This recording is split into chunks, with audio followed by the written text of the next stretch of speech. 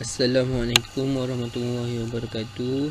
Hari ini saya nak mengajarkan bab 2.1.4, yakni peranan kerajaan dari aspek ekonomi. Okey, inflasi ialah satu fenomena kenaikan harga barang dan perkhidmatan secara berterusan. Maksudnya satu keadaan kenaikan harga barang dan perkhidmatan. Dua faktor berlaku inflasi. Faktor yang pertama, peningkatan permintaan barang dan perkhidmatan berbanding dengan jumlah barang atau perkhidmatan yang terhad dalam pasaran. Contohnya, minyak dalam sesebuah negara terhad. So, permintaan minyak lebih banyak daripada jumlah minyak itu sendiri. Faktor yang kedua, kenaikan kos. Pengeluaran barang dan perkhidmatan yang dikenali sebagai inflasi tolakan kos. Maksudnya, kenaikan harga barang yang disebabkan oleh pengeluar tolak kos yang terpaksa ditanggung oleh pengeluar kepada pengguna dalam harga barang. Sebagai contoh, kenaikan GST menyebabkan kos bahan mentah meningkat. Maka kenaikan cukai GST itu dicas kepada harga barang oleh pengeluar kepada pengguna. Pengguna yang perlu menanggung GST tersebut.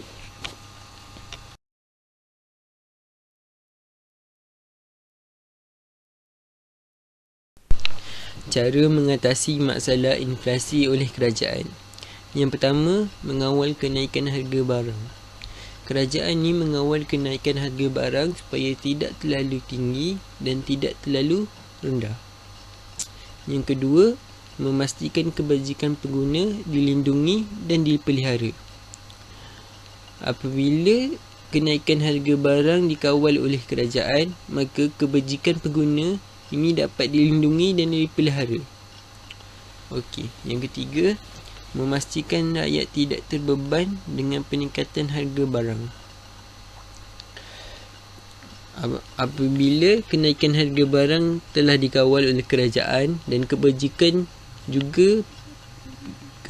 pengguna juga dilindungi dan dipelihara oleh kerajaan, maka rakyat tidak terbeban dengan peningkatan harga barang. Yang keempat, menangani masalah kenaikan kos sara hidup yang meningkat dari semasa ke semasa. Apabila kerajaan dah mengawal kenaikan harga barang, kebajikan pengguna dilindungi, rakyat juga tidak terbeban, maka masalah kenaikan kos sara hidup juga akan dapat ditangani dari semasa ke semasa. Yang kelima, pelaksanaan dasar galakan peleburan. Maksudnya, dasar yang dikuatkuasakan oleh kerajaan untuk menggalakkan aktiviti peleburan untuk menambah dana dan modal. Yang kelima, pemberian subsidi kepada pengeluar bagi inflasi tolakan kos. Pemberian bantuan kewangan kepada pengeluar.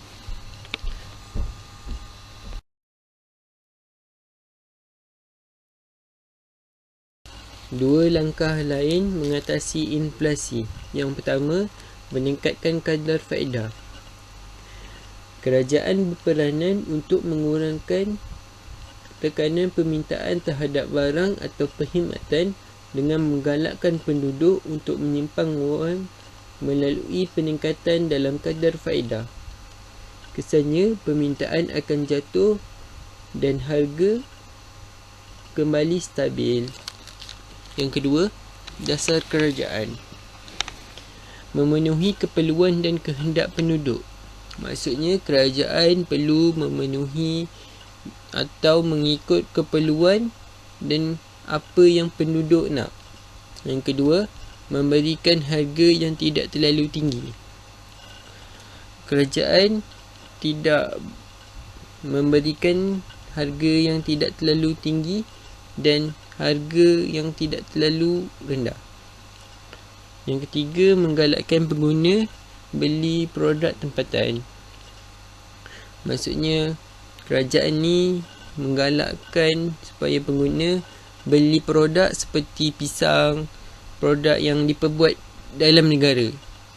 Yang keempat, menggalakkan aktiviti ekspor ke luar negara. Maksudnya dia menggalakkan pengeluar supaya mengeksport barang ke luar negara. Yang kelima, mengenakan duit ekspor terhadap barang ekspor. Maksudnya kerajaan dia mengenakan cukai kepada pengeluar terhadap barang yang hendak dieksport ke luar negara.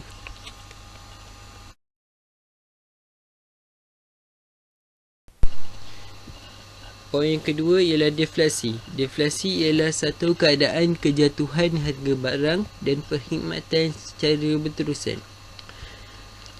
Dua faktor deflasi. Yang pertama, permintaan jatuh kerana penduduk tidak mampu membeli barang pasaran. Maksudnya, barang tu terlalu mahal sampai penduduk ni tidak mampu membeli barang di pasaran dan terpaksa menurunkan harga. Yang kedua, penduduk meramalkan harga barang akan terus jatuh. Pembeli akan menangguhkan pembelian barang. Maksudnya, penduduk ni dah dapat jangka lah harga barang ni akan jatuh pada waktu tertentu. So, penduduk ni dia tangguh untuk membeli barang pada waktu barang tu tengah murah. Waktu mahal, dia tidak membeli barang tersebut. Kesan deflasi. Yang pertama, aktiviti perniagaan terbantut. Aktiviti perniagaan terbantut disebabkan kejatuhan harga barang. Yang kedua, penduduk kehilangan kerja tetap. Maksudnya, sesebuah syarikat tidak mendapat keuntungan dan tidak mampu membayar pekerja, lalu penduduk kehilangan kerja tetap. Maksudnya dia tak mampu, sesebuah syarikat ni dia tidak mampu membayar pekerja dia.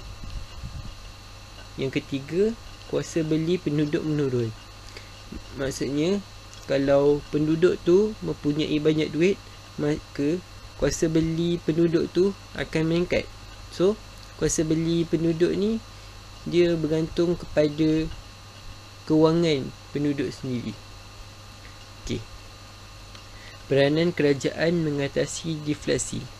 Yang pertama, menurunkan kadar cukai atau dasar fiskal. Mengurangkan kadar cukai yang dibayar oleh pengguna dan dapat tingkatkan pendapatan boleh guna penduduk. Kerajaan mengurangkan kadar cukai yang dibayar oleh pengguna. Maksudnya kerajaan ni dia mengurangkan cukai yang pengguna perlu bayar, dan pengguna tu dia boleh berbelanja seperti biasa dan meningkatkan aktiviti perniagaan. Okay. Yang kedua, memberi khidmat nasihat dan perundangan. Mendidik para peniaga menggunakan sumber pengeluaran secara optimum dalam perniagaan, dalam aktiviti perniagaan untuk meningkatkan jumlah aktiviti ekspor ke negara serantau. Maksudnya, kerajaan ni dia memberi nasihat kepada peniaga supaya mengeluarkan barang secara optimum dalam perniagaan dan meningkatkan jumlah aktiviti ekspor ke luar negara. Yang ketiga, melaksanakan dasar kewangan.